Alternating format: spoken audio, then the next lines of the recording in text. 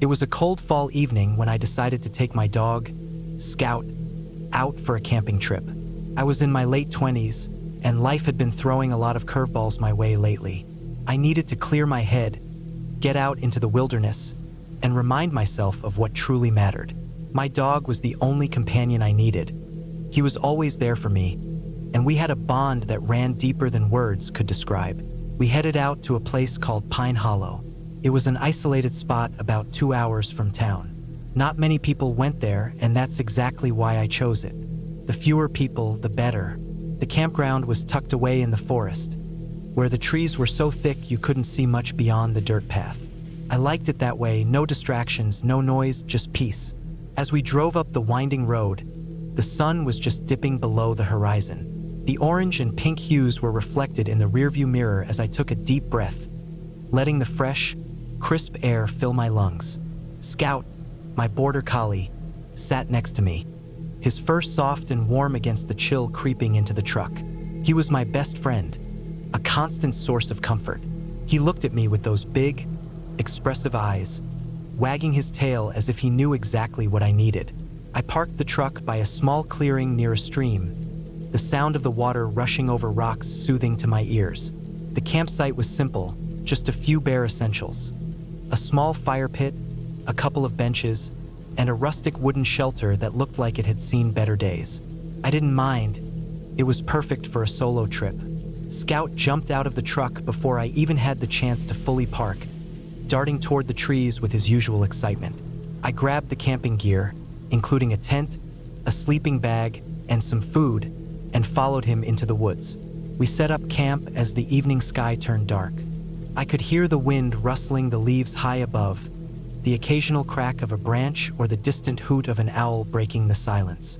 Scout didn't seem bothered by the dark, but I could feel something in the air, a tension that seemed to hang like a thick fog. The feeling crept up my spine, but I brushed it off. It was probably just my mind playing tricks on me, and it had been a long time since I'd had a moment to just relax. The campfire crackled and popped as I cooked some stew over it. Scout sat by my side, his nose twitching at the scent of the food. We shared a meal in companionable silence, the only sounds being the fire and the wind. Once we were done, I sat back, propping my feet up on a fallen log.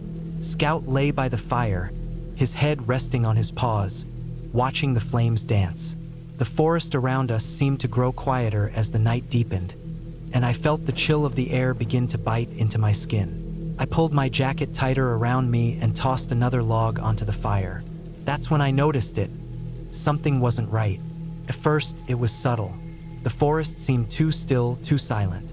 Scout's ears were perked up, and he was staring intently into the woods, his body slightly tense. It wasn't like him to act this way. He was usually calm and collected. I tried to shake it off, telling myself it was just the usual noises of the forest. But then there was a rustling sound, soft at first, but growing louder, coming from the direction of the trees. Scout's head whipped toward the sound, and I felt my heart skip a beat. The rustling was followed by a low, guttural sound, like something or someone was moving through the underbrush. "Scout, come here," I whispered, my voice shaky. He didn't move. His focus remained locked on whatever was out there. I felt a prickle on the back of my neck as I stood up, scanning the darkened woods. The shadows between the trees seemed to stretch and twist, and the more I stared, the more distorted they became. I couldn't see anything clearly, but I could feel something watching us. Something wasn't right. I grabbed the flashlight from my backpack and flicked it on, pointing it toward the trees. The beam of light cut through the dark, illuminating the underbrush and the trunks of the trees, but there was nothing there, nothing except for the rustling that had now stopped. The hairs on the back of my neck stood on end. I called Scout again, louder this time. "Come on, buddy, let's go." He reluctantly stood up and trotted over to me, but he was still tense, his tail low and his body coiled like a spring. I could feel his unease, and it made my stomach tighten with unease of my own. I decided it was best to call it a night. I grabbed the leash, attached it to Scout's collar, and led him into the tent. We both crawled inside, and I zipped the flap shut, sealing us away from whatever was out there. Scout curled up at my feet, but I could tell he wasn't fully settled. His ears twitched at every noise outside, and he let out the occasional low growl. The night passed slowly. I lay awake, listening to the sounds of the forest. The wind howled through the trees, and branches creaked against each other. But there was something else, too. Every now and then, I heard something moving outside the tent, like something was circling our campsite, just out of view. It was subtle, just a faint rustling in the leaves, a snap of a twig, but it was enough to keep me on edge. I knew I wasn't imagining it. Whatever it was there, and it wasn't leaving. As the hours dragged on, I finally drifted into a restless sleep. But just before dawn, I woke to a noise that made my blood run cold. A loud, unmistakable thud from outside the tent. Scout was on his feet in an instant, barking frantically, his claws scraping against the tent fabric. I sat up, heart pounding, and grabbed the flashlight again. This time, I didn't hesitate. I unzipped the tent and shone the light into the forest. Nothing. The beam of light revealed nothing but trees and shadows, but Scout's barking had stopped. He was staring straight ahead, his eyes wide with fear, his body rigid. Then I saw it, movement in the trees. Not an animal, but something far too tall, far too unnatural to be a person. It was standing perfectly still, just beyond the reach of the flashlight, blending into the darkness. The shape was tall, unnaturally thin, with long, spindly arms that reached out toward the trees. I froze, unable to move, unable to look away. My breath caught in my throat, and for a moment, I thought I might be imagining things. But then the figure shifted, and I could hear the faintest sound of breathing, deep, slow, almost like it was savoring the fear in the air. Scout let out a low growl, his body quivering. I had never seen him act this way, not even when we had encountered other animals in the wild. This was different. The air felt thick with tension, and I realized that whatever was out there, it wasn't just some animal. It was something else entirely. The figure took a step forward, and I could hear the crunch of leaves underfoot. My heart raced, and I knew I had to act fast. I grabbed Scout's leash and yanked him back into the tent with me, zipping it shut. I held my breath, praying that whatever it was wouldn't notice us. For the rest of the night, I stayed awake, eyes glued to the entrance of the tent. The sounds outside gradually faded, but I could still feel its presence, lurking just beyond the trees. When morning finally came, I wasted no time packing up my gear.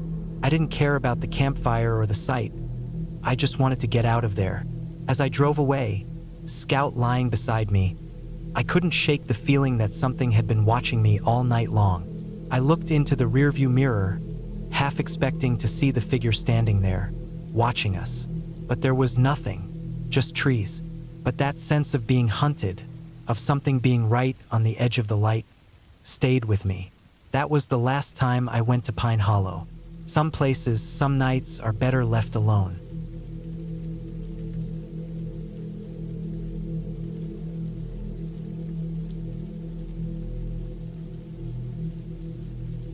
I had always been a bit of a skeptic when it came to things that went bump in the night.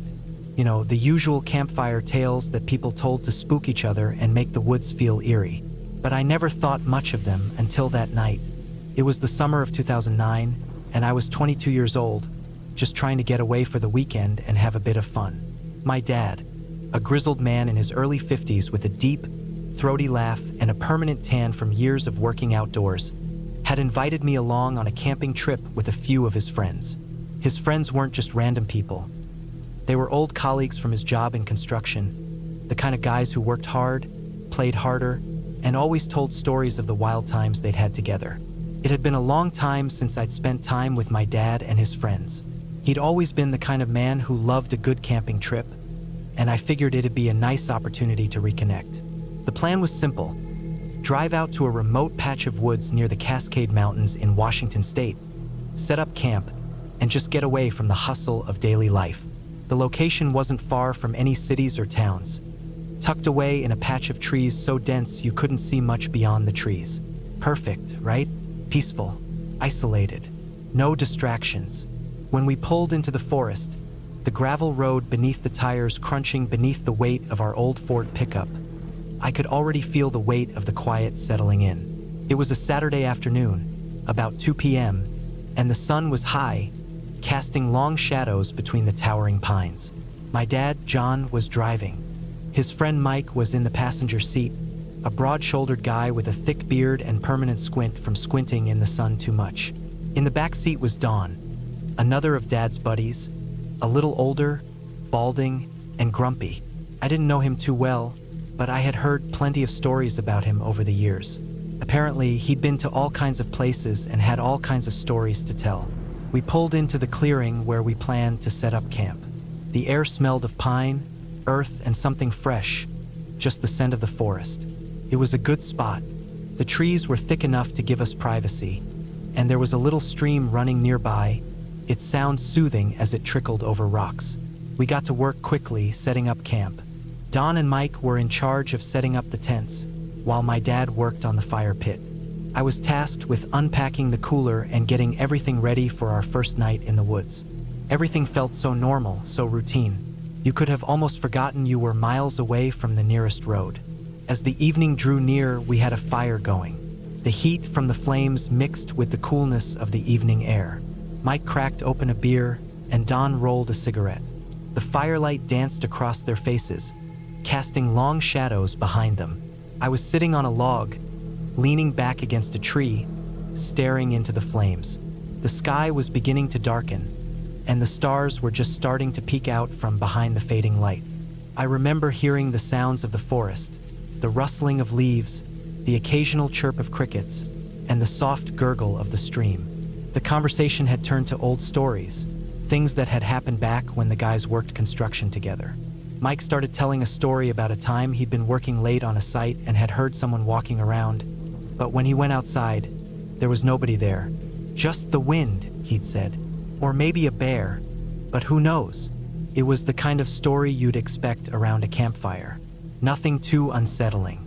But then, Don spoke up. His voice was quieter than usual. He looked over at the tree-line as if something had caught his attention. "You ever feel like you're being watched?" he asked, his voice gruff, almost like he was trying to sound tough. Mike chuckled. "What, you're telling me you think something's out here? It's just trees, man." Don didn't laugh. He just shook his head. "I don't know. I've been out here before, and sometimes I swear I feel something moving around in the woods. But when I look, there's nothing there." The conversation shifted, but something in Don's tone stayed with me. The fire crackled, and I tried to shake off the unease that settled in my gut. I didn't want to believe in any of that stuff. I'd grown up hearing these guys talk about all kinds of nonsense, and it was always just a way to mess with you. But as the night wore on and the fire burned lower, I started to feel it. A sense of being watched, just like Don had described. Around 9 p.m., we were sitting around the fire, the night fully settled in. The shadows of the trees stretched far and wide, the world reduced to nothing but firelight and darkness. That was when we heard it. It started as a faint rustling in the trees, just a soft sound, like leaves brushing against each other. At first, I thought it was the wind, but then it stopped. And then, a few seconds later, it started again, closer this time. My dad, John, stood up, his hand moving instinctively to the pocket where he kept his knife. Mike froze, staring toward the noise. Don wasn't looking at the trees. He was staring at the fire, his face hardening. The rustling came again, this time followed by a soft, dragging sound, a kind of scraping sound like something heavy being dragged across the ground. It was unmistakable. My heart started to pound in my chest. "Probably just an animal," Mike said, though his voice didn't sound as confident as before. He looked toward the tree-line, squinting. "No," Don said, "that's not an animal. I've heard that sound before." "What is it?" I asked, my voice barely above a whisper. "I don't know," Don replied. His voice had gone tight, almost strained. "But whatever it is, it's not right." The scraping sound came again. It was closer now, and this time there was no mistaking it. It was something deliberate, something large, moving through the brush with intent. "I'm going to take a look," John said, his voice low. He didn't wait for anyone to stop him. With a quick movement, he grabbed a flashlight and walked toward the trees, his boots crunching on the dry ground. I wanted to go with him. I wanted to know what was going on. But at the same time, I couldn't shake the feeling that something was wrong. The air felt thicker, almost oppressive, as if the forest itself were holding its breath. We waited in silence. The only sounds were the crackling of the fire and the occasional rustle of branches. My mind raced with possibilities, none of them good. Mike was standing up now, his hand on the edge of the axe that was leaning against the tree beside him. Don was still staring into the fire, his eyes narrowed. A few minutes passed, and then we heard it. John's voice, distant but clear, calling out to us. "Guys, get over here. Now." We rushed to our feet, hearts pounding. We didn't hesitate. We didn't ask questions. We just moved. John was standing at the edge of the clearing, his flashlight pointing towards something in the shadows. At first, I couldn't see what it was, but as I stepped closer, my stomach dropped. There, partially hidden behind the trees, was a man. He was crouched low, his body twisted unnaturally. He didn't look right. His clothes were ragged, his skin pale, and his eyes were wild, bloodshot, and staring straight at us. He didn't move. We stood there, frozen, couldn't breathe. My mind was telling me to run, but my body wouldn't move. The man didn't blink, didn't make a sound. It was like he wasn't even human. And then he stood up. Slowly, he took one step forward, and that was enough to break the spell. Mike reacted first, grabbing his axe and swinging it in the air. Don pulled me back, urging me to move. "We need to go," he said, his voice sharp. I didn't argue. We backed away slowly, eyes still fixed on the figure in the trees. I don't know how long we stayed like that, but it felt like an eternity. When we finally turned and ran, I didn't look back. We didn't stop until we were back in the clearing, where the fire burned brightly. But the man didn't follow. He just stood there in the dark, watching. We didn't sleep much that night. Every rustle in the trees, every snap of a twig, made us jump. We stayed close to the fire, our eyes constantly scanning the darkness. But the man never came back. Eventually, dawn broke, and with it, the heavy tension lifted slightly. The air was still thick with unease, but nothing happened after that. By the time we packed up and left the next morning, I didn't want to look back. That place, the trees, the sounds, the feeling of being watched, it had all become a nightmare. It's been years since that night. I've tried to tell myself it was just a man who got lost or maybe someone who lived in the woods, but deep down I know what I saw. And every time I go camping now, I can't shake the feeling that something's out there, something that's watching from the trees, and I'll never forget the look in those eyes.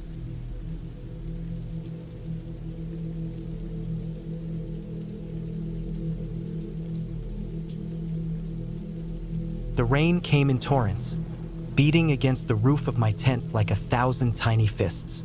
I was alone in the woods, miles from civilization, tucked away in a small corner of the national park. The only sounds were the relentless downpour and the occasional rustle of the trees bending in the wind. This wasn't supposed to be the way I spent my weekend. I had planned a quiet camping trip to clear my head, maybe do some hiking, and enjoy a bit of solitude. But now it felt like I was trapped in the middle of nowhere, with no way out. I had been working for Greg for 3 years, and the man knew how to make a job feel like a test of endurance. He was demanding, always pushing us to get things done faster, better, smarter. It had taken its toll on me, so I decided to get away for the weekend. I grabbed my gear and drove out to this secluded camping spot. I didn't tell Greg, and he wouldn't have cared anyway. I wanted nothing more than to be alone for a few days, free from his constant, overbearing presence. But now, as I sat in the tent, hearing the rain beat against the fabric, I wasn't so sure. It was the kind of rain that soaked you to the bone, and the wind only made it worse. I hadn't planned for this kind of weather. The forecast had said a little rain, but not this. This was something different, something unnerving. The fire I had tried to start was nothing but a pile of damp wood, the smoke barely making it past the tent. I thought about calling it quits and heading back to the car, but the road back was long, winding, and slippery from the storm. Besides, there was no way I was driving in this mess. I figured I might as well try to ride it out. That's when I heard it. At first, I thought it was just the wind, a branch snapping, something moving in the trees, but then I heard it again, a sound that didn't belong. It was a slow, deliberate crunching noise, like someone walking carefully, deliberately through the underbrush, trying not to make noise but failing. My heart rate kicked up a notch. The sound was faint, but I could tell it was close, way too close. I had read about animals in the woods, deer, maybe a bear, but this wasn't the typical animal sound. This was something heavier, more human. I crawled to the edge of the tent, careful not to make a sound, and peered through a tiny gap in the fabric. All I could see were the thick, dripping trees, their branches sagging under the weight of the rain. Nothing moved. Maybe I was just paranoid. I had been alone for hours, and my mind was probably playing tricks on me. The sound stopped, and for a moment, there was nothing but the rain. I took a deep breath and tried to calm myself. It wasn't uncommon to feel jumpy when you were out here alone, especially in weather like this. The mind tends to create noises where there are none. I lay back down, but sleep wouldn't come. My mind raced.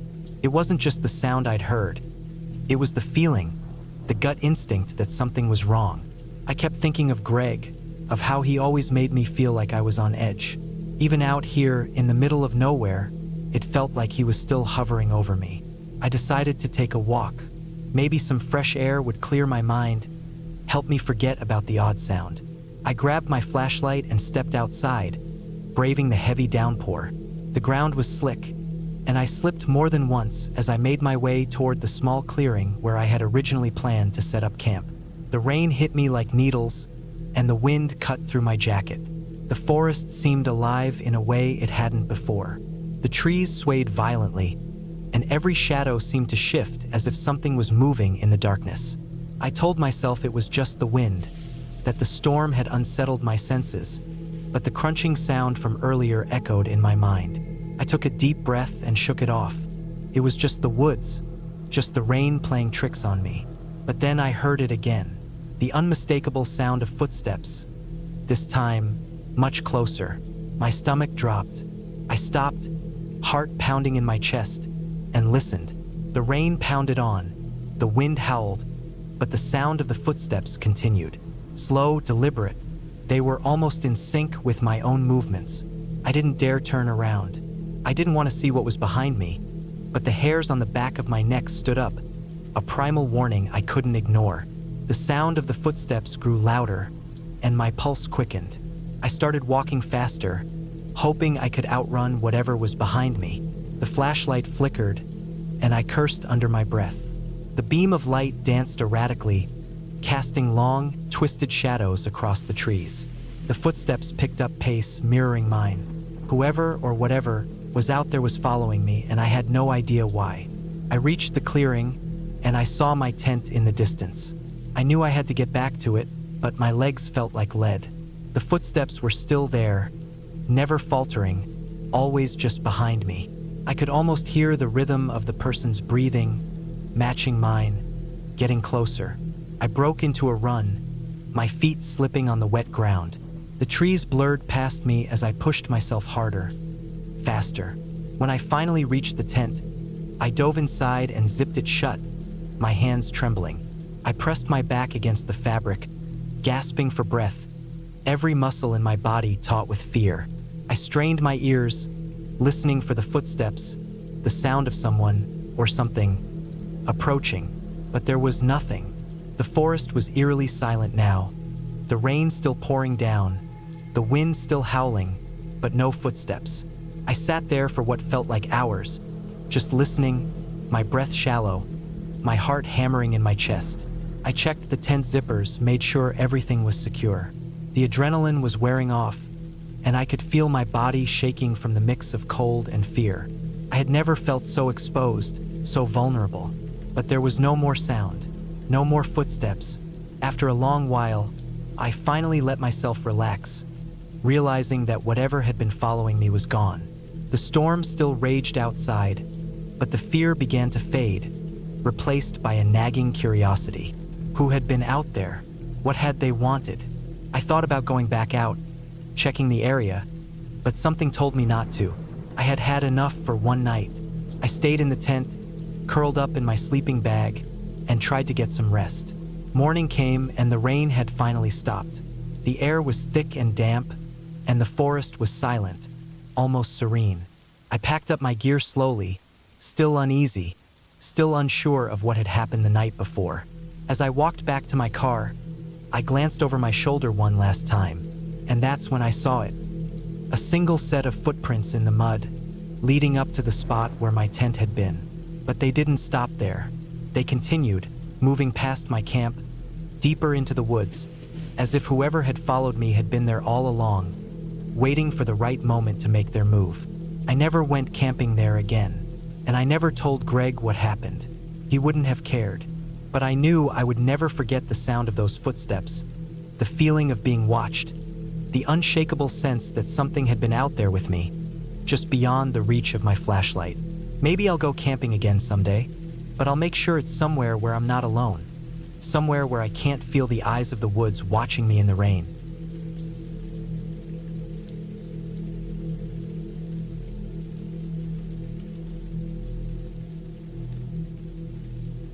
I had always been drawn to the solitude of the woods. There was something calming about the stillness, the quiet hum of nature that filled the space when you were alone in a remote place. That's why I decided to go camping in the middle of nowhere, far from the bustling world I was used to. It was late October, and the air had that crisp chill that reminded me of when I was younger, back when I would take solo trips into the woods to clear my head. This time, however, was different. I wasn't just going for peace of mind. I needed to escape from everything else. I set up camp at a remote site I had heard about from a friend, an old, forgotten stretch of land tucked away in a dense forest, the kind of place that felt as if no one had been there in years. No one except for the occasional hunter or hiker who might stumble across it by accident. I hadn't told anyone exactly where I was going, thinking I'd be safe. Who would think to look for me here? As I unpacked my gear, the evening sunlight started to dip below the horizon, casting long shadows through the trees. The weather was still mild, but there was a storm rolling in from the west. I could feel the pressure change in the air, the kind that makes the hairs on the back of your neck stand up. It wasn't the first time I'd camped in this kind of weather, so I wasn't concerned, but something felt off. It wasn't the storm or the cold that unsettled me. It was the strange stillness that had settled over the forest. There wasn't a single animal noise. No birds, no rustling leaves, not even the distant call of a coyote. It was like the entire forest had fallen into an eerie silence. By the time the storm arrived, I was already sitting in front of my campfire, the flames flickering in the cool air. The rain had started to fall in sheets, pattering against the leaves overhead and causing the smoke to swirl. I made sure my tent was properly secured, the rain fly taught to prevent any leaks. The fire crackled, offering warmth and light, but the atmosphere around me felt different, thicker somehow. I took a sip from my thermos, feeling the warm liquid burn down my throat, when I heard it, a snap of a twig, soft but distinct. I froze, eyes darting to the edge of the tree line. For a moment, I thought it was just a trick of the wind or an animal, but something inside me knew that wasn't it. Felt like someone was out there watching. I stood up slowly, trying to peer through the rain and trees. Nothing, just the shifting shadows of the storm. Maybe it was my mind playing tricks on me. After all, I hadn't slept much the night before, and the isolation was starting to get to me. But that didn't explain the strange sensation that crawled up my spine. I tried to shake it off, convincing myself it was just an animal, maybe a deer or a raccoon, moving through the woods. I walked around the camp, checking everything twice to make sure it was secure. The wind picked up, causing the trees to sway. Then, another snap, closer this time. My heart started to pound. That wasn't an animal. I grabbed my flashlight and scanned the area, sweeping the beam across the trees. For a moment, I thought I saw something in the distance. A figure, standing just beyond the edge of the forest. My breath caught. It was tall, unnaturally tall, with its outline blending into the shadows. I flicked the flashlight off, then back on, trying to adjust the beam. But when I looked again, there was nothing there. I stood frozen, my heart thudding in my chest. The air felt suddenly heavy, oppressive, as if something was waiting. I told myself it was just a trick of the light, or maybe the storm was playing with my mind. I turned back to the campfire, trying to regain some sense of normalcy, but the unease lingered. The night dragged on, and the storm continued to rage, the wind howling through the trees. I kept my fire going, adding wood when it started to die down. I thought about going to bed, but I couldn't shake the feeling that I wasn't alone. The rain pounded on the tent, and every now and then I'd hear something in the woods. Branches snapping, footsteps in the distance. The sound was always just far enough to keep me on edge, like whoever or whatever was out there knew just how to make me nervous without getting too close. Around midnight, the rain finally let up, leaving the forest drenched but quieter. I decided to make my way to the stream nearby to refill my water bottles.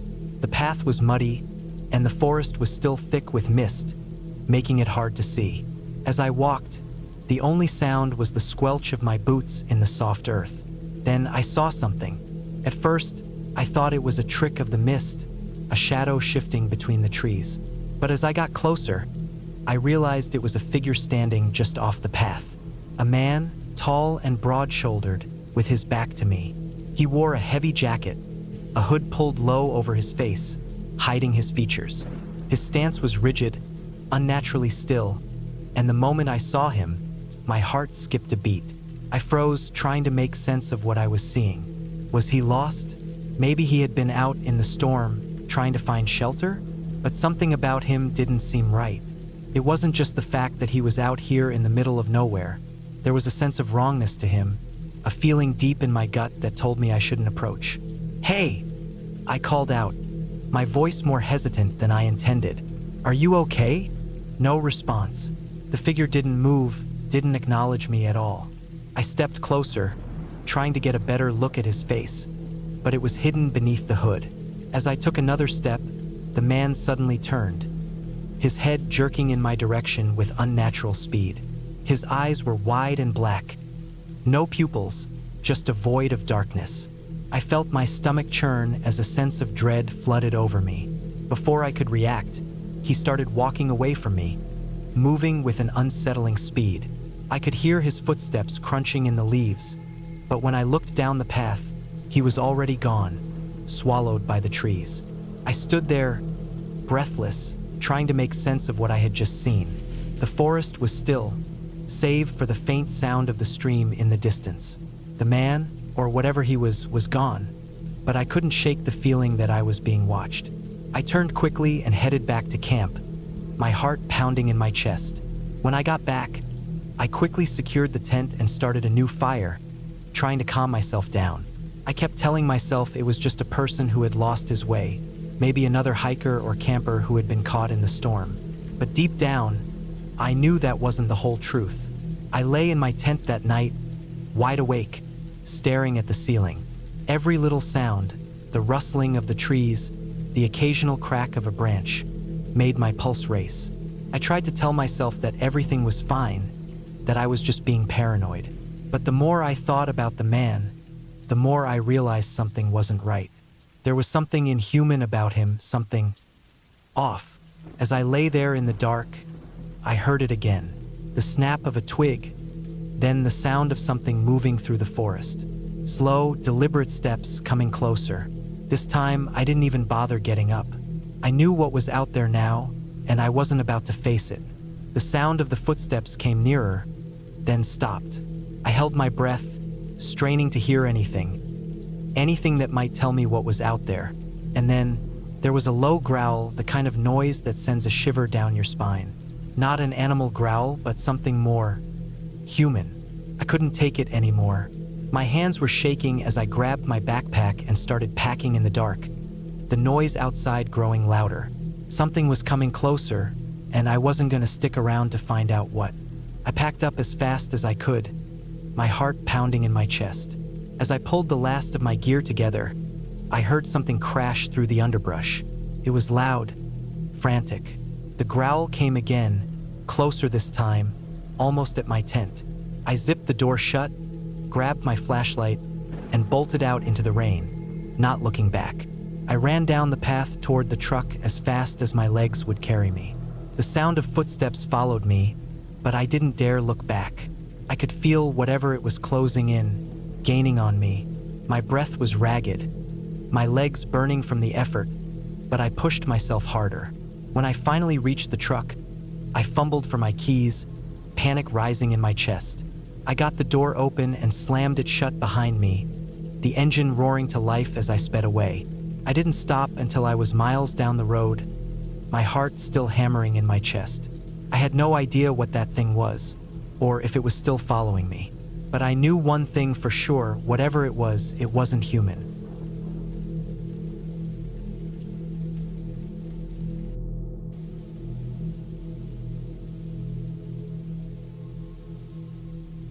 The sun was setting behind the mountains as I trudged through the thick underbrush of the woods.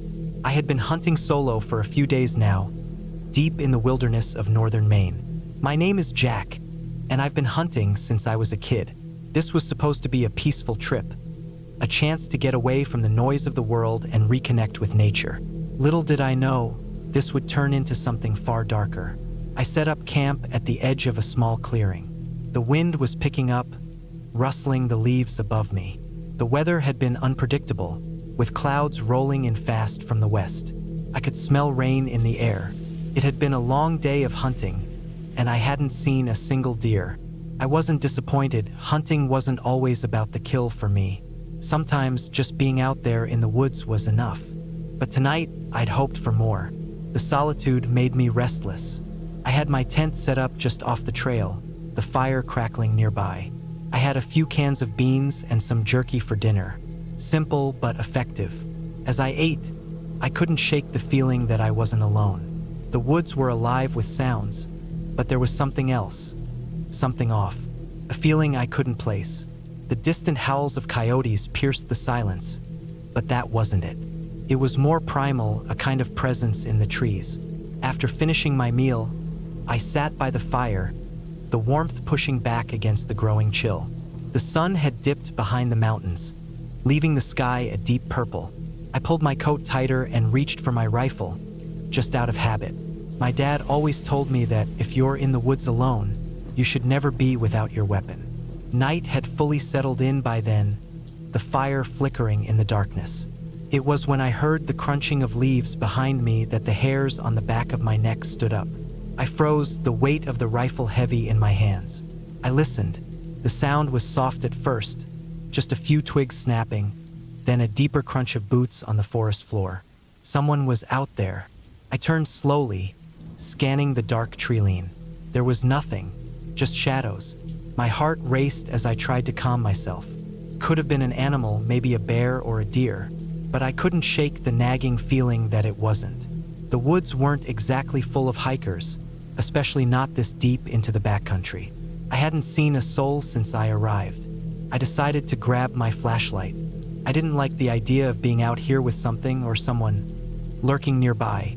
I took a few cautious steps toward the edge of the clearing. The beam of the flashlight swept over the underbrush, the light bouncing off the leaves and rocks.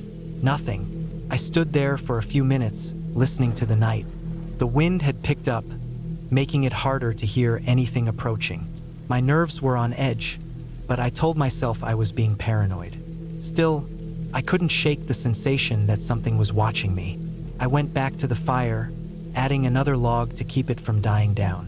The flames flickered and crackled, sending sparks into the night. I sat down again, staring into the flames, trying to push away the unsettling feeling. But then I heard it again. A faint rustling, this time closer. My heart rate spiked as I slowly stood up. I gripped my rifle tightly, feeling the weight of it in my hands. There was definitely something moving out there.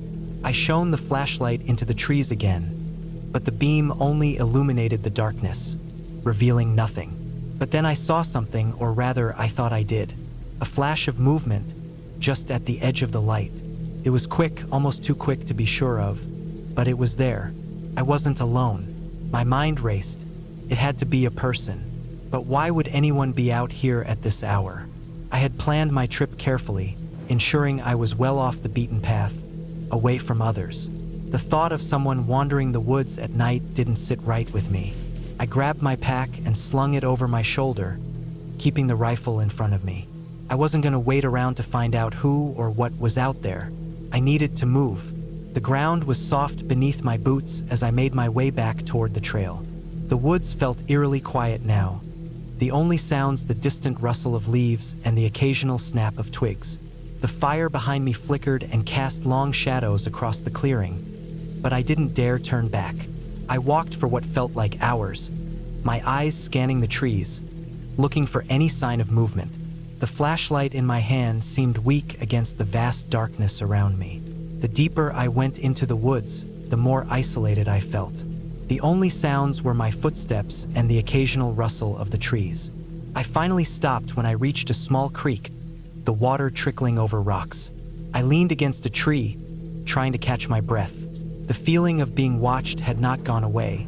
It had only grown stronger. That's when I heard the noise again, a faint rustle in the brush. It was too deliberate this time, too controlled. I raised the flashlight, pointing it in the direction of the sound. And there, just beyond the reach of the light, I saw it. A figure. It was too far to make out clearly, but it was tall, hunched over. At first, I thought it was a man, but something about the posture seemed off, unnatural. It wasn't just standing, it was like it was crouching, watching. I froze. My mind raced, trying to process what I was seeing. I had no doubt it was a person, but why was he out here at this hour? In the middle of nowhere? My heart pounded in my chest as I slowly raised my rifle. The figure didn't move. It just stood there, hidden in the shadows. The beam of my flashlight flickered as I kept it trained on the spot where I had seen the figure. I could feel the tension in the air, thick and heavy. I didn't dare move. Then, just as quickly as it appeared, the figure was gone. It melted back into the trees, vanishing without a sound. My breath came in ragged gasps as I stood there, trying to steady myself. What the hell had I just seen? I wasn't going to find out. I turned on my heel and started walking again, faster this time. I kept my rifle ready, the flashlight scanning the trees. The feeling of being watched was overpowering now. Every snap of a twig, every rustle in the brush made me jump. I couldn't shake the thought that something or someone was following me. I don't know how long I walked, but it felt like hours. The forest seemed to close in around me, the darkness pressing against my skin. I kept my pace quick, my mind racing with fear and adrenaline.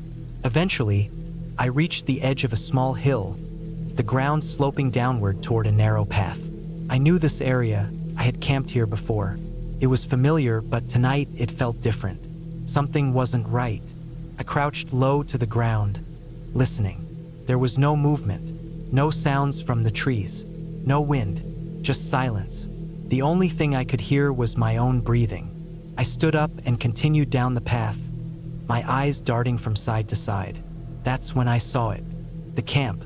It was my camp, but it wasn't. The fire was still burning, but it was smoldering, almost out. The tent was standing, but it was off-center, as if it had been disturbed. I could see footprints in the dirt leading to and from the fire. Large, heavy prints, too large to be mine. Someone had been there. I took a step forward, rifle raised, but then I heard it. A voice, a whisper, carried on the wind. I froze again, the hair on my neck standing up. Jack. It wasn't my name, but it sounded close enough. I didn't think. I turned and ran. The path was uneven and overgrown, and I stumbled several times, but I didn't stop. I had to get out of there. Finally, after what felt like an eternity, I emerged from the woods into a clearing. There was a small cabin, old and weathered, standing just at the edge of the trees. I didn't care who lived there or why they were out here. I didn't care about anything anymore. I just needed safety. I ran to the door, pounding on it with my fist. It swung open, and a man, old, rough-looking, stood there, staring at me like I was a madman. I didn't explain. I didn't need to. I collapsed inside, locking the door behind me. I didn't sleep that night.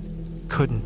I stayed awake, listening to the sounds of the woods, waiting for something to come. The next morning, I packed up and left. I never spoke to the man in the cabin again. I didn't need to. I was done. The woods were silent as I walked away, but I never forgot the feeling of being watched.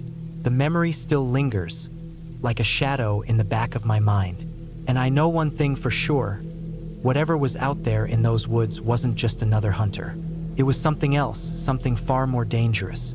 And I'll never go back.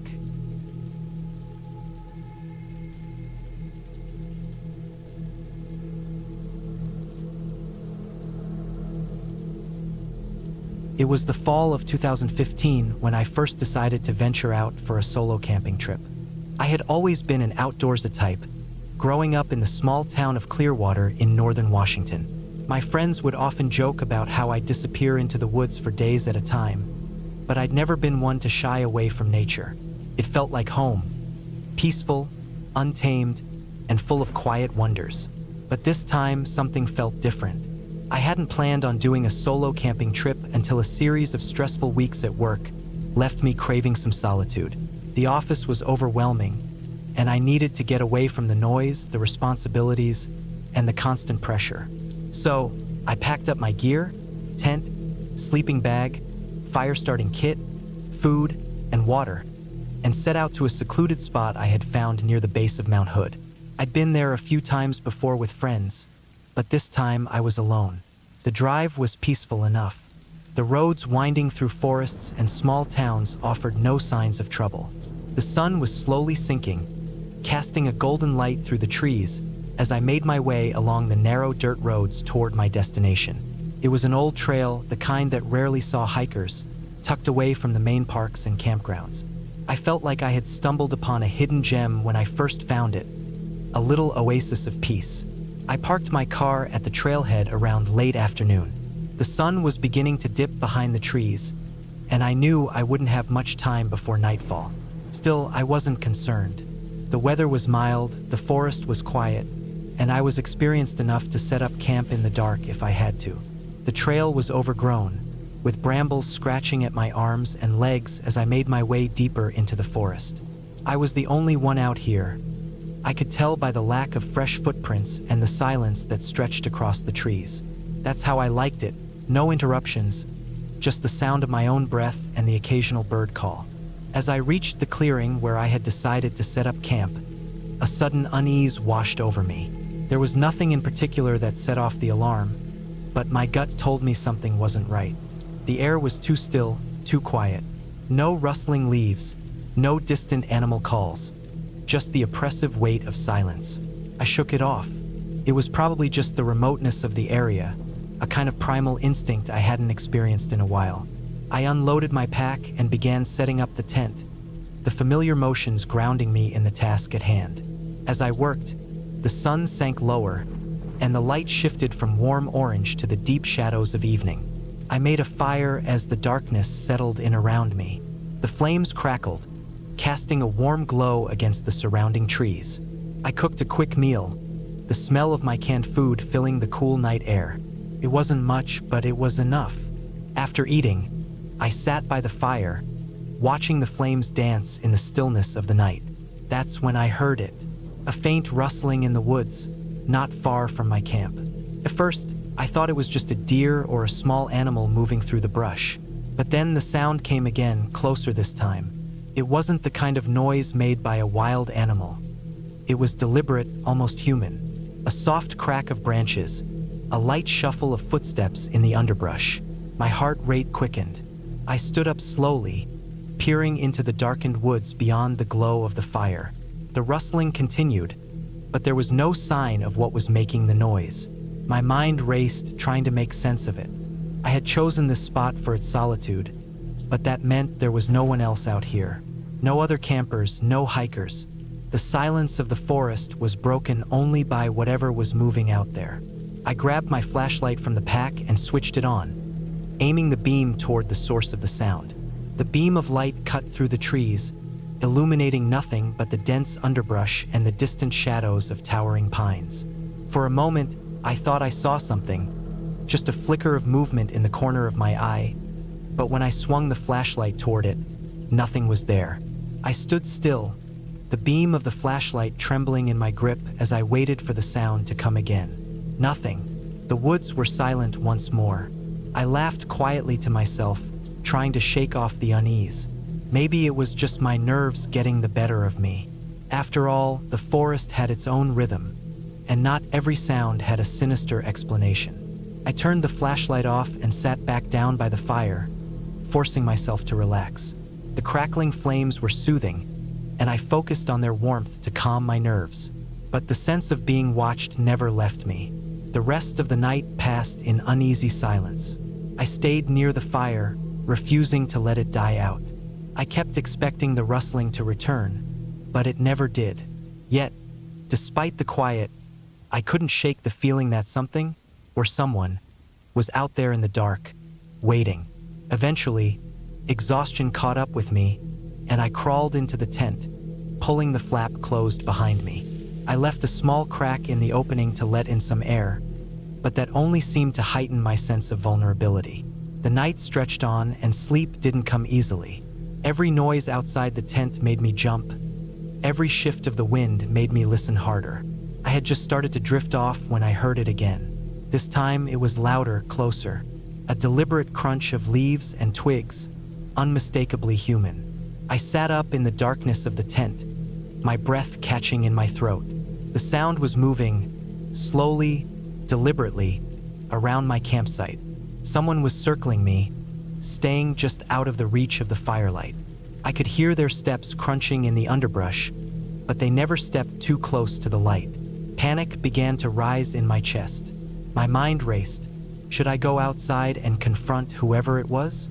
Should I try to flee? But as the minutes passed, I realized there was something worse than being hunted.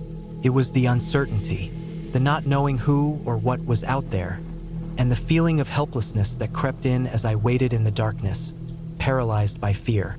I thought about calling for help, but there was no cell signal out here. I was completely isolated, with no way to reach anyone. If something went wrong, it would be just me and whoever or whatever was out there in the woods with me. I waited for what felt like hours, the fear gnawing at me with each passing second. The noises stopped eventually, and I wasn't sure whether it was a relief or a deeper terror. Had whoever it was finally left, or were they just waiting for the right moment to strike? When dawn finally broke, I was still awake, my body tense and exhausted. The first light of day pierced through the trees, casting long shadows across the forest floor. The sounds of the night seemed to fade with the morning light, but the unease lingered. I waited for the campfire to die out before I gathered my things. There was no sign of anyone or anything in the area. No footprints, no broken branches, nothing to indicate that anything had been out there at all. I packed up quickly, trying to ignore the knot of anxiety in my stomach. The woods felt emptier now, as if the night had drained them of life. The strange, unsettling experience had left me shaken, but I wasn't going to let it ruin my trip. I had come here to find peace, and I wasn't going to let a few strange noises scare me away. But I never returned to that campsite again. I don't know what happened that night or who or what was out there in the woods with me. Maybe it was just my imagination, or maybe it was something more sinister. But the fear I felt that night was real, and I don't think I'll ever forget the feeling of being watched from the darkness, alone in the heart of the forest. And as I drove home, I couldn't shake the thought, what if it wasn't over? What if someone was still out there waiting? It's a thought that still haunts me to this day.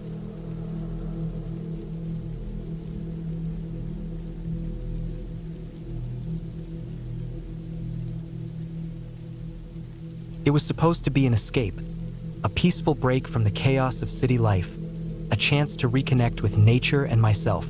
I had rented a small camping spot in a remote part of France, near a dense forest that stretched out into the hills. I was tired, exhausted even, from the grind of work and city living. The thought of being out there, in the open air, with nothing but the sound of trees swaying in the wind and birds calling from a distance, felt like the perfect solution. But as I sat in the tent that night, alone and listening to the quiet, I couldn't shake the feeling that something wasn't quite right. The day had been perfect. The weather was mild, with the sun shining bright above. The campfire crackled while I made my dinner, A simple meal of canned beans and sausage, all washed down with a bottle of cheap red wine I had picked up from the local shop before heading out. I hadn't seen a soul all day, not one other camper or hiker. I had arrived in the late afternoon, set up my tent, and then wandered around the forest trails, enjoying the serenity. But now, as darkness began to fall and the woods around me turned into a blur of shadows, I started to feel a strange sense of unease. It wasn't the isolation that bothered me. It was something else, something in the air. It was thick, damp, and cool as the night settled in. The trees, tall and looming, seemed to close in around me, their branches creaking in the light breeze. As I sat near the fire, the light of the flames flickering, I couldn't help but notice how quickly the world outside the reach of the fire seemed to vanish into an endless blackness. I tried to shake off the feeling, blaming it on the fact that I was alone in such a vast and empty space. I had brought a flashlight, of course, and it sat beside me, shining a weak beam out into the dark. But the forest, dense with underbrush and towering trees, felt suffocating. It was like the darkness was alive, crawling, breathing, pushing in on me. Every snap of a twig or rustle of leaves made me jump. I convinced myself that it was just wildlife, rabbits, maybe deer, maybe a fox or two. But the longer I sat, the more I felt like I was being watched. It was around midnight when I decided to head into the tent for bed. I didn't need to be out here any longer than necessary. I grabbed the flashlight and made my way to the tent, quickly unzipping the entrance. Inside, the small space was cramped but cozy enough for the night. I lay down on my sleeping bag, trying to ignore the odd feeling of being observed. But as I stared at the ceiling of the tent, I realized I couldn't stop myself from listening to the sounds of the night. The wind had picked up now, howling through the trees, but there was something else, too. A soft, almost imperceptible sound, like footsteps, but not from an animal. No, this was too deliberate, too heavy. I froze, holding my breath, straining to hear. The footsteps, slow but distinct, circled around my camp, just outside the reach of the firelight. My heart began to race. Could be a hiker or another camper, right? But why would anyone be out here at this hour, especially in this remote spot? I grabbed the flashlight from beside me, trying to steady my hands. My thoughts raced as I ran through possible explanations, but none of them felt comforting. Slowly, I unzipped the tent and poked my head out, the flashlight beam cutting through the darkness. For a moment, I saw nothing. Then, a flash of movement. It was gone before I could fully focus, but something or someone had just moved through the trees, just beyond the firelight. My pulse quickened, and I quickly zipped the tent back up. My mind was reeling. There was no way I was imagining things. I had seen something, but what? I stayed still for a while, listening intently, but the footsteps had stopped. The wind picked up again, but the silence that followed felt even more oppressive. It was like the forest was holding its breath, waiting. After what felt like an eternity, I convinced myself that I was just being paranoid. It had to be a deer or maybe a raccoon, I told myself. My heart rate slowed, and I tried to push the thoughts from my mind. But the moment I relaxed, there was another sound, this time much closer, just outside the tent. I froze again, wide-eyed, every muscle in my body tensed. It wasn't the wind this time, not a random animal. No, this was deliberate. Someone was out there. The rustling stopped, and for a few seconds, there was only silence. Then, a voice, a whisper, soft and breathy, like it was right at the edge of the tent, just outside. It sent a shiver down my spine. The whisper wasn't in French or English. It sounded like a strange, guttural murmur, the kind you might hear in a dream when you're too tired to wake. I didn't know what to do. The flashlight felt useless now, just another thing that would give away my position. I lay completely still, trying to breathe quietly, hoping whoever, or whatever, was out there wouldn't hear me. The seconds stretched into minutes, each one heavier than the last. Then, without warning, the ground outside the tent shifted. Someone or something was circling it again. Slowly, deliberately. I could hear the crunch of leaves underfoot, the brush of branches against skin. the faintest shuffle of shoes on the forest floor. My stomach dropped. I had to make a decision. Either I stayed here, frozen in place, or I tried to get out of this situation. Somehow. But how? The idea of running seemed insane. The only thing I could do was wait, hope that whatever was out there wasn't planning to hurt me. That's what I told myself, anyway. Then, just as suddenly as it had started, the sound stopped. The silence returned, more profound than before. I waited for what felt like hours, listening to the soft rustle of the trees, the occasional crack of a branch. But there was no more movement, no more footsteps. Had it gone away? Had I imagined it all? I lay there, unable to sleep, for what felt like the longest night of my life. By morning, the forest was still. The sky was overcast, the light dim, casting long shadows over the campsite. The air had a damp chill to it, and I felt an unease in my chest, the remnants of a restless night. I slowly unzipped the tent, keeping my eyes on the woods around me. But there was no sign of anyone or anything. The campsite was undisturbed. My fire pit was cold, the remnants of the previous night's embers nothing more than a faint memory. I packed up quickly, eager to leave. My mind was still racing, unsure of what exactly I had experienced, but there was no way I could stay another night.